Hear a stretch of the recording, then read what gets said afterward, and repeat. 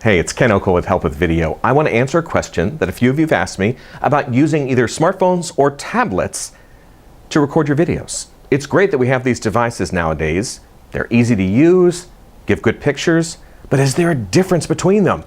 So, Help with Video is going to answer the question I got. Which is better, the iPhone or the iPad? Now keep in mind, this really applies to any type of tablet or any type of smartphone. I'm just using the Apple brand because that's the question I was asked. Of course, if Apple would like to, I don't know, sponsor this video series. Anyway, first thing I want you to consider, which device is newer? That's the one that's going to have the better camera in it. So quality, very important. Next, I want you to think about how are you going to be using the device to shoot yourself. If you're just holding it in your hand, just holding it out or something like that, okay. Doesn't really matter which one you're using. If you're going to put it on a table, it might be a little easier to fold the stand on an iPad than an iPhone.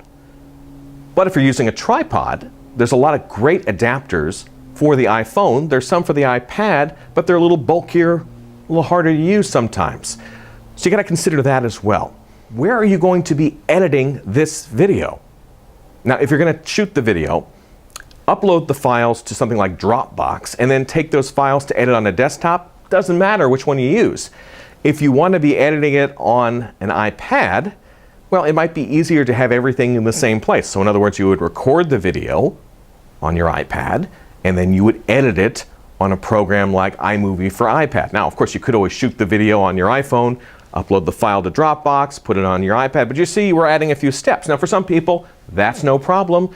For others, that might be a little bit of a challenge. You're probably not going to be able to do a whole lot of complex editing on your iPhone. It's just a little tricky, it's not as big, a little harder. So keep these things in mind when you're trying to decide whether you want to use the tablet or the smartphone. You know, it's great nowadays that we have these devices with us, so when you're inspired to do a video, you can just take it out and use it. So sometimes that may be the biggest thing I want you to think about is which device is with you when you need to use it. That may be the best one, even if the quality is a little less than the other. All right, so if you want more tips like these, go over to the blog, helpwithvideo.com. All sorts of great information there. We got the equipment page, we got the mastering video book that you can get, tons of stuff. Even an equipment page where I kind of talk about if you're getting started, things you might want to look at that I've used in the past that I can recommend to you. Get you started on your journey to getting your own videos going to promote you, your business, and your brand. Also want to remind you, if you like me in audio form, you should check out my podcast. It's the 2-Minute Takeaway Podcast. We give all sorts of productivity tips to people every week. Check it out in iTunes. It is the 2-Minute Takeaway. I'm Ken Okel. We'll talk soon. Take care.